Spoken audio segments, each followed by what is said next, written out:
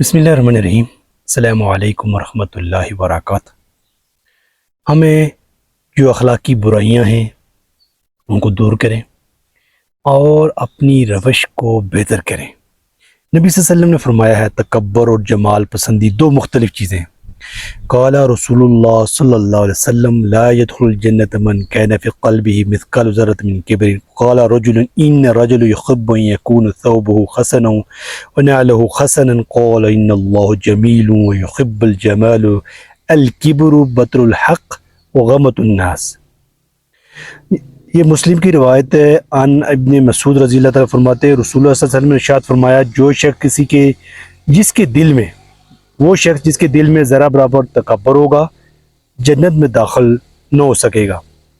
ایک آدمی نے پوچھا آدمی چاہتا ہے کہ اس کے کپڑے اور جوتے اچھے ہوں، تو آپ صلی اللہ علیہ وسلم نے فرمایا یہ تکبر نہیں ہے۔ اللہ تعالیٰ پاکیزہ اور صفائی ستھرائی کو پسند کرتا ہے۔ تکبر کے معنی ہیں اللہ کے حق کے بندگی کو ادا نہ کرنا اور اس کے بندوں کو حقیر کر دینا۔ دو چیزیں ہیں۔ تکبر کیا چیزیں ہیں؟ ایک اللہ تعالیٰ کی بندگی نہ کرنا اور اس کے ساتھ دوسرا کیا ہے بندوں کو حقیر گردانا۔ تو متکبر کا حشر جو ہے نبی صلی اللہ علیہ وسلم نے ارشاد فرمایا ہے قال رسول اللہ صلی اللہ علیہ وسلم لا يدخل الجنت جواد ولا جازی۔ نبی صلی اللہ علیہ وسلم ابو داؤد کی ہے، عن حارث بن وہب سے یہ روایت ہے۔ رسول اللہ صلی اللہ علیہ وسلم نے ارشاد فرمایا متکبر آدمی جنت میں داخل نہ ہوگا اور نہ وہ جھوٹی شیخی بکارتا ہے۔ نبی صلی اللہ علیہ وسلم نے فرمایا کہ متکبر آدمی جنت میں نہ ہوگا اور نہ وہ جو جھوٹی شیخی بکارتا ہے۔ یعنی حدیث میں یہ بیان کیا گیا کہ جواز اور جازین کے الفاظ آئے، دو چیزیں لفظ استعمال ہوئے نبی صلی اللہ علیہ وسلم، جواز اور جازین۔ یعنی جواز کے معنی ہے متکبر، متکبرانہ چال چلنے والا، بدماش، بدکار، مال کو جمع کرنے والا، بخل کرنے والا، اور جازلین اس کو کہتے ہیں جس کے پاس تو کچھ نہیں مگر لوگوں کے سامنے اپنے پاس قارون کا خزانہ ہونے کا دعویٰ کرتا ہے پھرتا ہے۔ یہ صرف دولت کے ساتھ مخصوص نہیں ہے بلکہ زید و تقوی اور ان کی دنیا میں متکبر و جھوٹی شیخی بگاڑنے والا پائے جاتے ہیں۔ مغرور لباس و تکبر کی علامت۔ عن ابی سعید خضری قال سمیعت رسول اللہ صلی اللہ علیہ وسلم یقول عزت مومن الی انصاف ساقیہ ولا جناح علیہ قیاما فیما بینہ وبین الکعبین وما اسفل من ذلك ففی النار قال ذلك 3 مرات ولا ينظر اللہ یوم القیامت من جر ازارہ بطرہ۔ ابو داؤد کی یہ حدیث ہے۔ ابو سعید کہتے ہیں کہ میں نے نبی صلی اللہ علیہ وسلم کو یہ فرماتے سنا کہ مومن کا تہبند تو اس کی نصف پنڈلی تک رہتا ہے، اگر اس کے نیچے ٹخنوں سے اوپر رہے تو کوئی گناہ نہیں ہے، جو ٹخنوں سے نیچے ہوتا ہے تو وہ جہنم میں ہے۔ یہ بات آپ صلی اللہ علیہ وسلم نے 3 بار فرمائی۔ پھر فرمایا اللہ تعالیٰ اس شخص کی طرف قیامت کے دن نہیں دیکھے گا جو شیخی کے جذبات سے اپنا تہبند زمین پر گھسیٹے گا۔ دو باتیں کہ یہ اپنے جو متکبرانہ چال ہے اس سے بچیں اور لوگوں کو دکھانے پھرنے اور اپنے آپ کو بڑا ثابت کرنے کے لیے اس طرح کا رویہ بالکل اس سے نکلے بلکہ عاجزی انکساری سے رہیں۔ مغرور لباس پہنے کا انجام۔ عن ابن عمر النبی صلی اللہ علیہ وسلم قال من جر ثوب خیلا لا ينظر اللہ الیہ یوم القیامت فقال ابو بکر ازری یسترخی الا انت هذا قال رسول اللہ صلی اللہ علیہ وسلم انک لست ممن یفعل خیلا۔ بخاری کی حدیث ہے۔ عبداللہ بن عمر سے روایت ہے کہ نبی صلی اللہ علیہ وسلم نے فرمایا جو شخص اپنا کپڑا گھمنڈ سے زمین پر گھسیٹے گا اللہ تعالیٰ قیامت کے دن اس کی طرف نہیں دیکھے گا۔ ابو بکر صدیق نے عرض کیا کہ میرا تہبند بھی ڈھیلا ہو کر ٹخنے سے نیچے چلا جا کرتا ہے اگر میں سنبھالتا نہ ہوں تو آپ صلی اللہ علیہ وسلم فرمایا نہیں تم گھمنڈ سے تہبند گھسیٹنے والوں میں سے نہیں ہو۔ حضرت صدیق کہ تہبند ڈھیلا ہونے کی وجہ یہ تھی کہ ان کی توند نکلی ہوئی نہیں تھی بلکہ جسم کی لاغری تھی، اور ابوبکر بہت نحیف الجثہ تھے۔ حضور صلی اللہ علیہ وسلم نے یہ فرمایا کہ گھمنڈ اور شیخی کے جذبے سے جو ایڑی تک تہبند باندھے گا وہ خدا کی نگاہ کے کرم سے محروم رہے گا۔ ابوبکر نے یہ بات پوری سنی تھی اور جانتے تھے کہ حضرات تکبر قصداً ایسا نہیں کرتے، لیکن جب آدمی فکر آخرت مسلط ہو جاتی ہے تو گناہ کی پرچھائیاں بھی سے بھی دور بھاگتا ہے۔ کھانا پہننا اور تکبر و اسراف عن ابن عباس قال كل ما شئت ولا بس وما شئت إن اخطأتك اثنتان ثرف ومخیلہ، بخاری کی حدیث ہے۔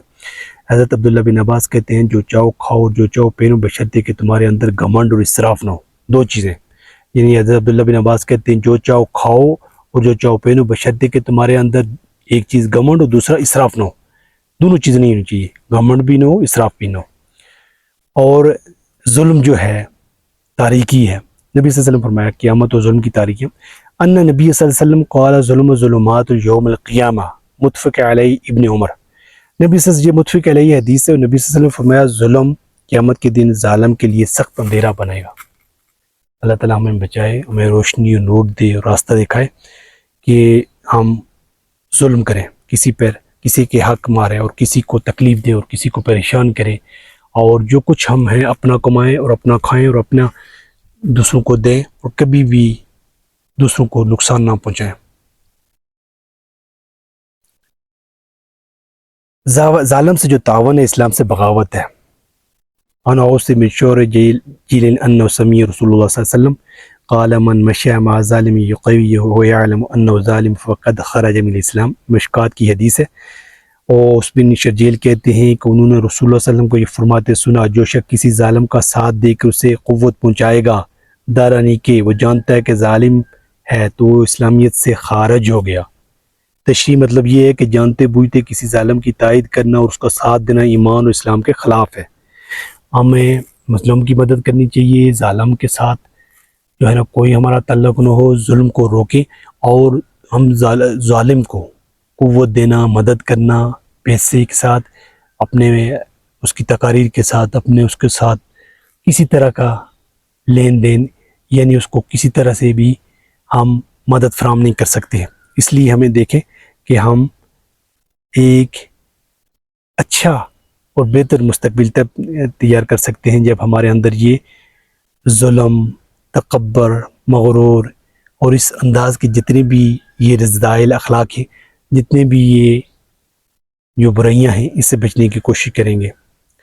تو حقیقی مفلسی کے بارے میں نبی صلی اللہ علیہ وسلم نے جو فرمایا ہے ان رسول اللہ صلی اللہ علیہ وسلم قال تدرون ما المفلس قالوا الملك يفينا ما لا درهم ولا له ولا متاع قال ان المفلس من امتي من ياتي يوم القيامه بالصلاه والصيام وزكاه ياتي قد شتم هذا وقذف هذا وكل مال هذا وسكف دم هذا وضرب هذا فيعطى هذا من حسنته وهذا من حسنة فإن فنيت حسنته قبل أن يقضى ما عليه أخذ من خطاياهم فطرحت عليه ثم طرح في النار۔